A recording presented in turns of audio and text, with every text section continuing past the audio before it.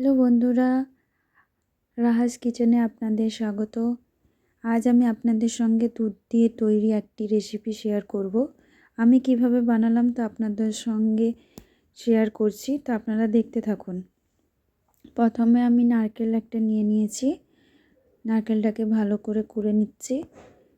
একটা ভাগ আমার কোড়া হয়ে গিয়েছে, আর একটা ভাগ কুড়ে নিচ্ছে। নারকেলগুলো আমার সব কোড়া হয়ে গিয়েছে। এর জন্য আমি ইউজ করছি আমুলের প্যাকেট দুধ ইউজ করেছি, আর এই প্যাকেট সেমাইটা ইউজ করছি, রেড কাউয়ের ঘি ইউজ করছি। এরপর আমি একটা পাত্রে দুধ দিয়ে দিয়েছি, তার মধ্যে 3টা এলাচকে থেতো করে দিয়ে দুধটাকে আমি হালকা ফ্লেমে গরম করে নিচ্ছি। তারপর আমি একদিকে কড়াইয়ে ঘি দিয়ে তার মধ্যে সব সেমাই দিয়ে ভালোভাবে নেড়ে চেড়ে ভেজে নেব। এটা আপনারা ঘিতেই ভাজার চেষ্টা করবেন। ঘিতে ভাজলে এর একটা টেস্ট খুব সুন্দর আসে, খেতেও খুব মজার হয়। দেখুন ধীরে ধীরে সেমাইটা ভাজা হয়ে এসেছে। আর বেশি ভাজবো না, কারণ এর রং বাদামি কালার হয়ে গিয়েছে। এবার আমি এটাকে একটি জায়গায় তুলে রাখবো,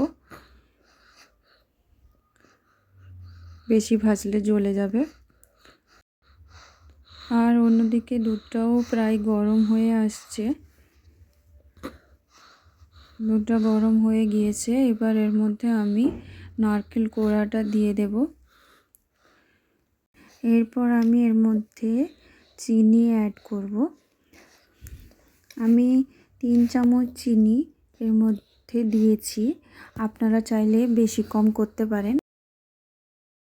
আমি খুব বেশি মিষ্টিও পছন্দ করি না, মোটামুটি একটা মিষ্টি আমার ভালো লাগে, তাই আমি ওটা দিয়েছি। এরপর আমি কাজুগুলো ওর মধ্যে দিয়ে দিয়েছি, দিয়ে আমি ভালোভাবে এগুলোকে নেড়ে চেড়ে ফুটিয়ে নেব। দুধের সঙ্গে মশলাটা যত ফোটানো হবে ততই নারকেলের স্বাদটা বেরিয়ে আসবে, চিনিটাও ভালোভাবে গলে যাবে। তখনই দুধ সেমাইয়ের দুধটা রেডি হয়ে যাবে। দেখতেই পাচ্ছেন দুধটা ফুটে উঠেছে। আরও কিছুক্ষণ ফুটিয়ে নেব, ভালো করে ফুটিয়ে নিচ্ছি। সেমাইয়ের জন্য দুধটা আমার রেডি হয়ে গিয়েছে। এবার আমি এর মধ্যে ভেজে রাখা সেমাইটা দিয়ে দেব, দিয়ে আরও 5-6 মিনিট ভালোভাবে ফুটিয়ে নেব, যতক্ষণ না সেমাইটা সেদ্ধ হয়ে আসছে। আপনারা এই রেসিপিটি খুব কম সময়ে বাড়িতে বানিয়ে ফেলতে পারবেন, খেতে কিন্তু খুব টেস্টি হয়।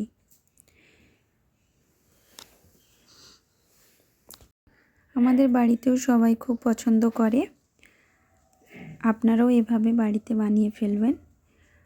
সময়টা আমার হয়ে গিয়েছে, আমি গ্যাস বন্ধ করে দিয়েছি। এবার আমি এটিকে একটি পাত্রে নামিয়ে নিচ্ছি।